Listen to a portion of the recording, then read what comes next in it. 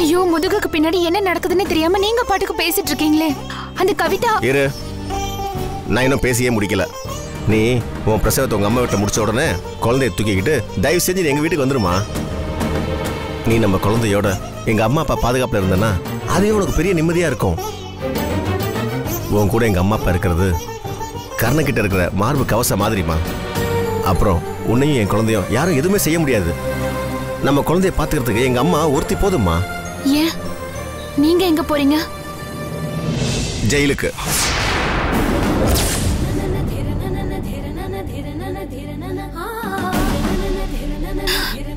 இல்ல, நான் உங்களை போக விட மாட்டேன்.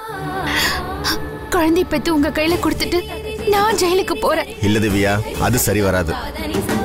ஒரு குழந்தைய அப்பன் பாத்துக்கிறத விட குழந்தைய பெத்த தாய் பாக்குறதா சரியா வரும். நீங்க ஏங்க இப்படி எல்லாம் பேசுறீங்க? இதுக்கு மேலேயும் சின்ன குழந்தை மாதிரி அழுதுகிட்டுலாம் இருக்காத. இதுதான் முடிவு.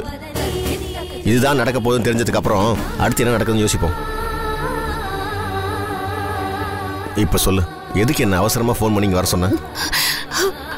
போலீஸ் நம்மள நெருங்கிட்டாங்க. கவிதா என் வீட்டுக்கு வந்தா ஆகாஷ் கொலைகேஸ்ல உங்களை சந்தேகப்படுறதா சொன்னா.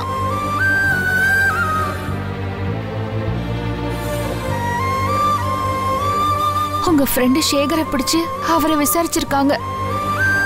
அந்த கார் டிக்கில இருந்த மண்ணு, ரத்தக்கரை இது எல்லாத்தையும் லேப் டெஸ்டுக்கு அனுப்பியிருக்காங்க. அவ்வளவு தூரம் முன்னேறிட்டாங்களா?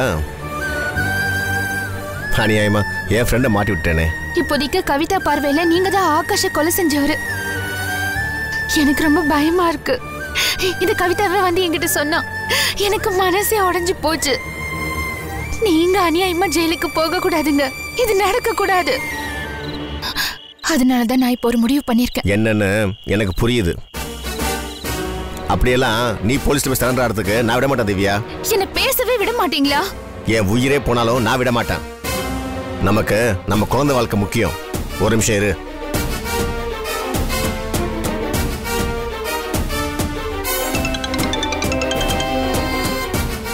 ஹலோ சேகர், நான் ராஜா பேசுறேன். டேய் படுபாவி, நான் உனக்கு என்னடா பாவம் பண்ண? நீ ஏதோ கொலை பண்ணிட்டியாமே. அந்த பாடியை புதைக்கத்தான் என் காரை எடுத்துட்டு போனியாமே. டேய், போலீஸ் என்னென்னமோ சொல்றாங்கடா. என் காரை புடுங்கி எவிடன்ஸ்க்கு வச்சுக்கிட்டாங்கடா. என்னையும் கொலைக்கு உடந்தேன்னு கேஸ்ல சேர்த்துட்டாங்கடா. சாரி, இப்பெல்லாம் நடக்கணும்னு நான் நினைச்சே பார்க்கல. அன்னைக்கு உன் கார் எடுத்துட்டு போனது ஒரு அவசரத்துக்காக தான். என் பொண்டாட்டிய நவகிரகம் டூருக்கு கூட்டிட்டு போகத்தான் நான் காரையே வாங்கினேன். ஆனா அவளுக்கு வகுத்து வலி வந்ததால ப்ரோக்ராம் கேன்சல் ஆகி போச்சு. நான் உங்ககிட்ட சொல்றதான்ப்பா உண்மை. போலீஸ் என் மேல தப்பா நினைச்சிக்கிட்டு இருக்காங்க.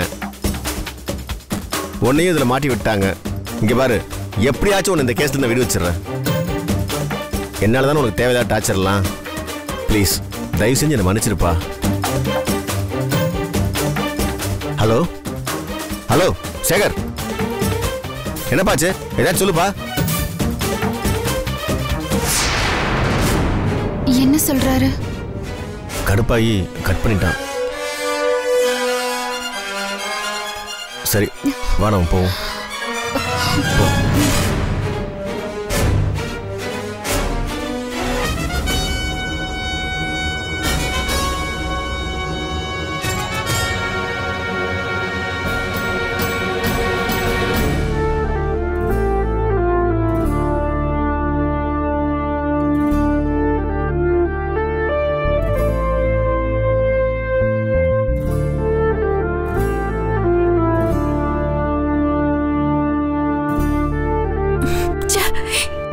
எவ்வளவு ஆசாசியா செஞ்சேன்.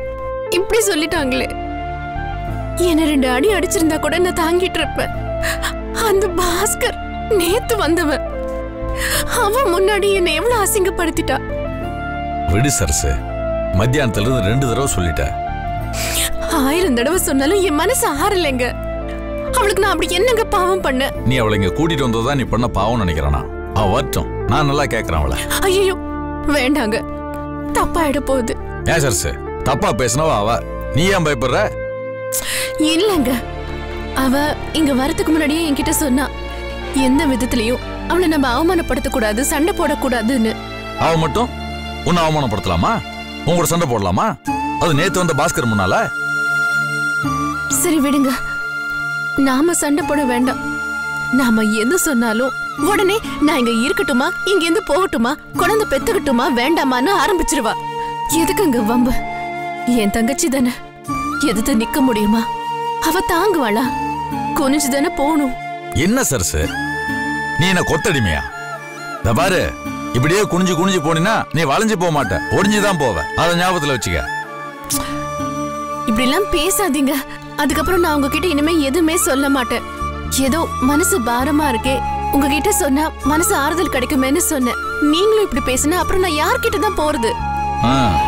இப்படியே பேசினான்னு வச்சுக்க, கடைசியில மனநல மருத்துவமனைக்கு நீ தான் போகணும். ஒரு முக்கியமான கால் வருது, நான் வெளியே போய் பேசிட்டு வந்துடுறேன்.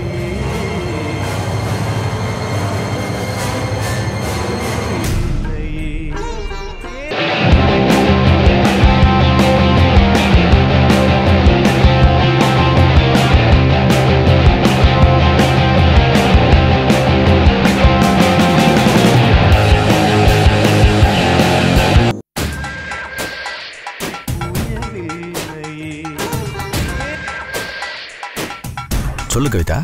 எப்படி இருக்கீங்க? நீ எப்படி இருக்க? நான் உங்களை விசாரிச்சதுக்கு அப்புறம் தான் நீங்க என்ன விசாரிக்கணும்னு தோணுது இல்ல? இல்ல, அப்படி இல்ல. வீட்டுல காயத்ரி திடீர்னு கல்யாணம் மட்டும் வந்துட்டா. அதனால சில பிரச்சனைகள், அதனாலதான் என்னால பேச முடியல. அங்கேயாவது கல்யாணம் நடந்தது, இங்க கருமாதி தான் நடந்தது. என் அண்ணன் செத்து போயிட்டான். அவனை இழந்துட்டு நான் தனி மரமா அனாதையா நிக்கிறேன். எனக்கு ஒரு ஆறுதல் சொல்லணும், அன்பா 4 வார்த்தை பேசணும்னு உங்களுக்கு தோணல? இல்ல கவிதா, நான் நினைச்சுக்கிட்டு தான் இருந்தேன். ஆனா எங்க அண்ணன் காரியம் நடந்தது, ஒருத்தர் கூட வரல. திவ்யா மட்டும்தான் வந்தா. கனகாவும் கூட இருந்தா. நீங்க வருவீங்கன்னு நான் எவ்வளவு எதிர்பார்த்தேன். ஆனா நீங்க வரவே இல்ல. ஐயோ, சாரி கவிதா. உங்க சாரி யாருக்கு வேணும்? ஏன் சாரி கீரின்னு சம்பிரதாயமா பேசுறீங்க? என் மனசுக்கு பாரமா இருக்கே, ஒரு ஆறுதல் கிடைக்கும்னு தான் உங்ககிட்ட வரேன். நீங்களும் இப்படி பேசினா நான் யார்கிட்ட போவேன்? இல்ல, எனக்கு இங்க. சரி, எப்பதான் வருவீங்க? அது அடுத்த வாரத்துல ஏதாவது ஒரு நாள் வேணா வரணும். என்ன பிச்சை போடுறீங்களா எனக்கு? இப்ப நீங்க இங்க வரணும். இப்பயா? முடியாது. அதெல்லாம் எனக்கு தெரியாது. இப்ப நீங்க எனக்கு வேணும். இப்ப நீங்க இங்க வரணும். வரீங்க? கவிதா, எப்படி? வீட்டுல சரசு இருக்கா? நானும் உங்களுக்காக வாழறவதா. அந்த சரசு மாதிரி தான் நானும். நமக்குள்ள நடந்ததெல்லாம் மறந்து போச்சா? ஞாபகப்படுத்தணுமா? கவிதா, இப்ப நீங்க எனக்கு வேணும். யார் தோல்லியாவது நான் சாஞ்சி அழணும். யார கூப்பிட? பக்கத்து வீட்டுக்காரன், எதிர்த்த வீட்டுக்காரன், இவங்களை நான் கூப்பிடவா? கவிதா, ஏன் இப்படிலாம் பேசுறீங்க? வேற எப்படி பேசணும்? அன்பா கூப்பிட்டேன், வர மாட்டேங்கிறீங்க. சரி, இறக்கப்பட்டு வருவீங்கன்னு நினைச்சா அப்பவும் வரல. இப்ப அதிகாரமா கூப்பிடுறேன், வாங்க. கவிதா, வேணா, நான் நாளைக்கு வரேன். இன்னும் 1 மணி நேரத்துல நீங்க இங்க வரணும். அப்படி நீங்க வரல, நான் அங்க வருவேன். நைட்டு பூரா உங்க கூட தான் இருப்பேன், ஓகேவா? ஏன் இப்படி கத்துற? ஆமா, நான் பைத்தியம் ஆயிட்டேன். எனக்கு ஹிஸ்டீரியா தான், நான் கத்துறேன். இப்ப வருவீங்களா, வரமாட்டீங்களா? நீங்க வரீங்களா இல்ல நான் வரட்டுமா? ப்ளீஸ், நான் வரேன். 1 மணி நேரத்துல நீங்க இங்க வரணும். சரி, வரேன். 1 மணி நேரத்துக்கு மேல 1 நிமிஷம் ஆச்சு, நான் அங்க வந்துடுவேன்.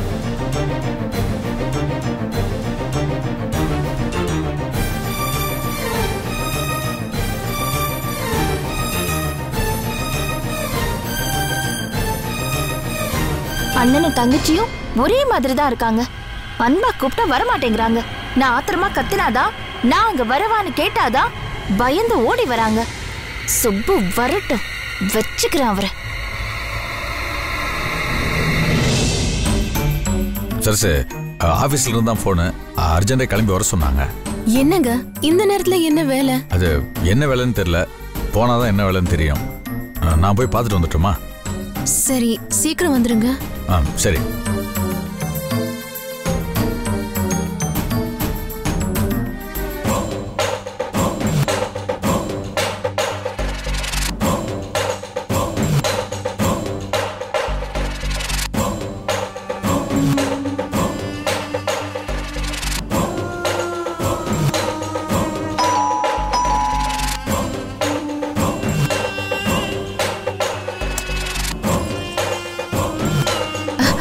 வாங்க. கரெக்டா 1 மணி நேரத்துல டான்னு வந்துட்டீங்க. உள்ள வாங்க.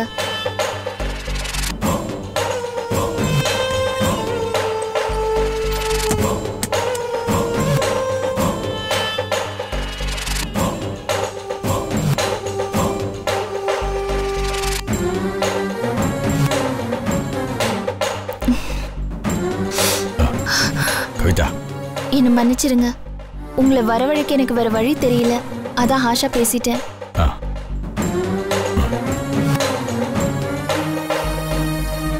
கோவமா இருக்கீங்களா? கோவமா இருந்தா வந்தே இருக்க மாட்டேனே. சாரி, என்ன மன்னிச்சிருங்க. இல்லைங்க, நீங்க தான் என்ன மன்னிக்கணும். நான் சொன்ன காரணத்தை விட நீங்க சொன்ன காரணம் நியாயமானது. நானாவது கல்யாணத்தை காரணமா சொன்னேன். ஆனா நீங்க உங்க அண்ணன் இறந்துட்டார்ன்றத காரணமா சொன்னீங்க. உறவுகளை இழந்துட்டு தவிக்கிற தவிப்போம், அதனால வர்ற வலியும் வேதனையும் சத்தியமா ரொம்ப கஷ்டமா இருந்துங்க. பாவம், உங்களுக்குன்ற ஒரே உறவு உங்க அண்ணன். அவரையும் இழந்துட்டு நீங்க துடிக்கிறீங்க. ஏதோ ஆக்சிடென்ட்டு இல்லை உடம்பு சரியில்லாமல் போய் இறந்தா கூட நம்ம ஏதாவது ஒன்று சொல்லி மனசை தேத்திக்கலாம். ஆனால் சின்ன வயசு, வாழ வேண்டிய வயசு, இப்படி அநியாயமாக கொண்டு இருக்காங்கன்ற போது அதை கேட்டதும் எனக்கே ரொம்ப ஷாக்காக இருந்துச்சுங்க. அவனை நான் ரொம்ப மிஸ் பண்றேன். என் அண்ணன்னா எனக்கு உயிர். உங்களுக்கு அப்புறம் அவனை தான் எனக்கு பிடிக்கும். நியாயமாக பார்த்தா உங்கள் இழப்புக்கு ஆறுதல் சொல்ல நான் இங்கே இருந்திருக்கணும். ஆனால் நான் வரல. நான் என் சொந்த பிரச்சனையில் மாட்டிக்கிட்டேன். என்னை மன்னிச்சிரு சரசு. என்ன சரசா? ஓ சாரி கவிதா. இங்க இருந்தாலும் உங்களுக்கு அவன் நினைப்பு தானா? அது ஆமா. ஆமாவா? ஆமா. அதே மாதிரி அங்க இருக்கும் போதும் நான் உங்களை மறக்கிறது இல்லை. என்ன அப்படியா? நிஜமா? நம்பலாமா? நிஜம்தான். எனக்கு இந்த ஒரு வார்த்தை போதும். சந்தோஷமா இருக்கு. இருங்க, நான் போய் ட்ரெஸ் கொண்டு வரேன். அதெல்லாம் ஒண்ணும் வேணாங்க. கவிதா, கவிதா என்னாச்சு? கவிதா, கவிதா.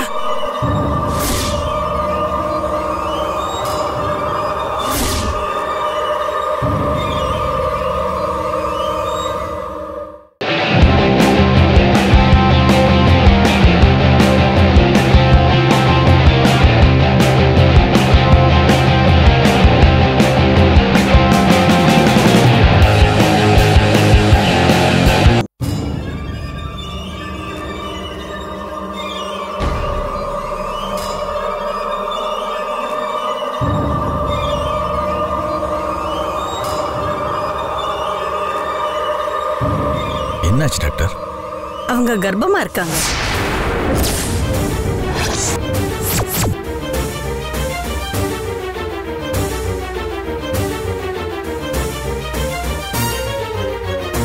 என்ன சார் இவ்வளவு ஷாக் ஆயிட்டீங்க? அது இன்ப அதிர்ச்சி டாக்டர். நான் இவர்கிட்ட சொல்லல, சர்ப்ரைஸா இருக்கட்டும்னு கூட்டிட்டு வந்தேன். ஏன் இவ்வளவு லேட்டா செக்அப் பண்ண வந்திருக்கீங்க? டேட்டை தள்ளி போடாம செக்அப் பண்ண வந்திருக்கலாமே. அது உங்களுக்கு தான் தெரியுமே, நான் ஒரு போலீஸ்காரி. என்னோட வேலையில நேரங்காலம் தெரியாம ஓடிக்கிட்டு இருப்பேன். அந்த நேரம் பார்த்து சென்னையில வெள்ளம், என் ஃபேமிலியில வேற சடனா டெத் ஆயிடுச்சு. அதான் செக்அப் பண்றதுக்கு டைம் இல்ல. அப்போ உங்களுக்கு இது எப்பவோ தெரியும் சார். இப்பவாவது சந்தோஷப்படலாமே.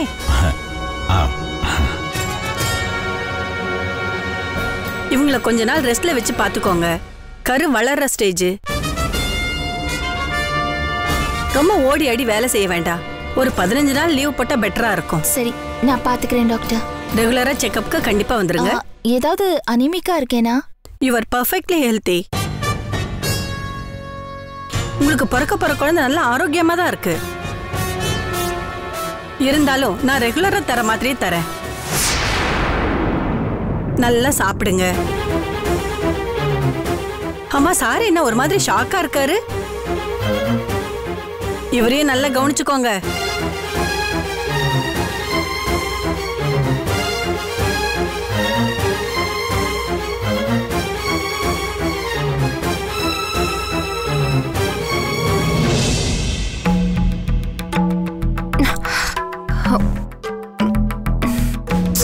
ஐயோ, என்ன பாஸ்கர் இதெல்லாம்? இந்த உதிரி பூவெல்லாம் கட்டி நாளைக்கு என் தலைக்கு வச்சுக்கலான்னு வச்சிருந்தேன். நீங்க என்னடானா தூவிட்டு இருக்கீங்க? அழகே, உன்னை ஆராதிக்கிறேன். ஐயோ போதும் உங்க ஆராதனை எல்லாம். இங்க பாருங்க, எனக்கு இந்த வீட்ல இருக்கிறதுக்கு அனீசியா இருக்கு. இது உன் வீடு தானே? நான் தனியா இருந்த வரைக்கும் இது ஏன் வீடுதான். இப்பதான் நமக்கு கல்யாணம் ஆயிடுச்சுல்ல, இனிமே உங்க அம்மா வீடு தான் ஏன் வீடு. அங்க இருந்தா நீங்க வந்திருக்கோம். ஐயோ, நான் அத சொல்ல வரல. நீங்க புதுசா கட்டியிருக்கிற வீட பத்தி சொல்லிட்டு இருக்கேன். சட்டை போட்டுன்னு அந்த வீட்டு வேலை முடிங்க, நாம தண்ணி கொடுத்துன்னு போயிடலாம். அவ்வளவுதானா? இல்லையே, இதுக்கப்புறம் ஏதாவது சொல்ல வருவியே. ஆமா, சொந்த வீட்டுக்கு போற வரைக்கும் நமக்குள்ள எந்த குடுக்கல் வாங்கலும் கிடையாது. அதான பார்த்தேன். இப்படி மெயின் டிரான்ஸ்ஃபார்மரே ஆஃப் பண்ணா எப்படி? ஏதாவது ஒரு பல்பு, சுவிட்ச், லைட்டு இப்படி சின்னதா ஆஃப் பண்ணா பரவாயில்ல. எல்லாம் போதும் போதும். அதான் நமக்குள்ள ஃபர்ஸ்ட் டே ஃபர்ஸ்ட் நைட்டு எல்லாம் முடிஞ்சு போச்சுல்ல. இன்னும் என்ன இருக்கு மிச்சம்? ஏய், இங்க பாரு, ஒரு ஸ்கூல் பையனுக்கு கூட மாசத்துக்கு 10 எக்ஸாம் வருது. ஒரே ஒரு எக்ஸாம் வச்சு விட்டா எப்படிமா? பாஸ்கர் ப்ளீஸ் கொஞ்சம் சீரியஸா இருங்க. நான் சொல்றதை புரிஞ்சுக்கோங்க. நான் ரொம்ப ரோஷக்காரி. இங்க நம்மள யாராவது ஏதாவது சொன்னா பெரிய பிரச்சனை ஆயிடும். சுப்புவும் இந்த வீட்டு மருமகன் தானே? அவன் இங்க தானே இருக்கான். ஐயோ, நான் சுப்பு மாமாவை பத்தி பேசல, சங்கரை பத்தி பேசிட்டு இருக்கேன். அவன் எப்ப என்ன சொல்லுவான்னு யாருக்குமே தெரியாது. சட்டு சட்டுன்னு ஏதாவது பேசிடுவான். சுப்பு மாமாவை கூட எப்படியாவது சமாளிச்சிடலாம். ஆனா இந்த சங்கரை சமாளிக்கிறது பெரிய கஷ்டம். அவன் தான் எதுவும் பேசலையே. அது இன்னும் மோசம். அதோட ரொம்ப டேஞ்சர். இந்த வீட்ல இருக்கிறது ஏதோ பெரிய டைம் பாம் மேல உட்கார்ந்துட்டு இருக்க மாதிரியே எனக்கு இருக்கு. புது வீடை எப்பதான் கட்டி முடிக்க போறீங்க? காயத்ரி, பிரச்சனை என்னன்னா, இப்ப சீட்டு கம்பெனி வேலையில நான் இல்ல. பிசினஸ் ஏதாவது ஸ்டார்ட் பண்ணணும். அதுக்கு தான் பணம் ஏற்பாடு பண்ணிக்கிட்டு இருக்கேன். பணம் ஏற்பாடு பண்ண உடனே பிசினஸ் ஸ்டார்ட் பண்ணாம வீட்டில் இன்வெஸ்ட் பண்ணான்னு வச்சுக்கேன். அப்புறம் சாப்பாட்டுக்கு என்ன பண்றது? என்ன சைலண்டா இருக்க? ஏதாவது ஐடியா கூட? என்கிட்ட இருக்கிற நகையில ஒரு 50 பவுன் தரேன். அதை வச்சு ஏதாவது பண்ண முடியுமா? நகை தரியா? ஆமாங்க, அதை வச்சு முதல்ல பிசினஸ் ஆரம்பிங்க. நான் தான் அன்னைக்கு சொன்னேனே உங்ககிட்ட. இல்ல, அன்னைக்கு சொன்ன நகை இருக்கு, லேண்ட் இருக்குன்னு. நீ ஏதோ காமெடிக்கு சொல்றன்னு நினைச்சேன். காமெடிக்கு சொன்னேனா? இருங்க, ஏதோ வரேன்.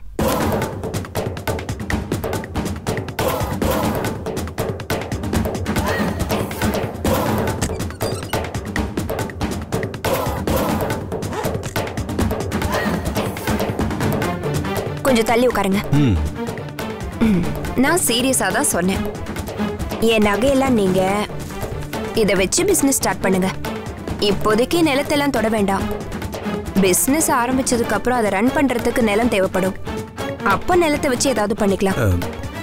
இல்ல காயத்ரி, இப்ப நகைலாம் வேண்டாம். வேற ஏதாவது அட்ஜஸ்ட் பண்றேன். ஏங்க அடுத்தவங்க கிட்ட ஏன் கையேந்தணும்? அப்புறம் ஏதாவது கந்து வட்டியில போய் மாட்டிக்க போறீங்க. இல்ல, இப்பதான் கல்யாணம் ஆயிருக்கு. அதுக்குள்ள நகையை எடுத்து போய் வச்சா 4 பேர் ஏதாவது சொல்லுவாங்க, 3 பேர் ஏதாவது சொல்லுவாங்க. அது என்ன 4 பேரு 3 பேருன்னு? 4 பேருன்றது இந்த ஊரும் உலகமும். 3 பேருன்றது உங்க சுப்புமாமா, சரசு, சங்கர். இங்க பாருங்க, ஏன் பணம், ஏன் நகை, ஏன் புருஷனுக்கு தரேன். இத கேள்வி கேட்கிற உரிமை எவனுக்கும் கிடையாது. நகையை வைக்கிறீங்க, பிசினஸ் ஆரம்பிக்கிறீங்க. இது காயத்ரியோட ஆர்டர். ஓகே ஓகே பாருங்க.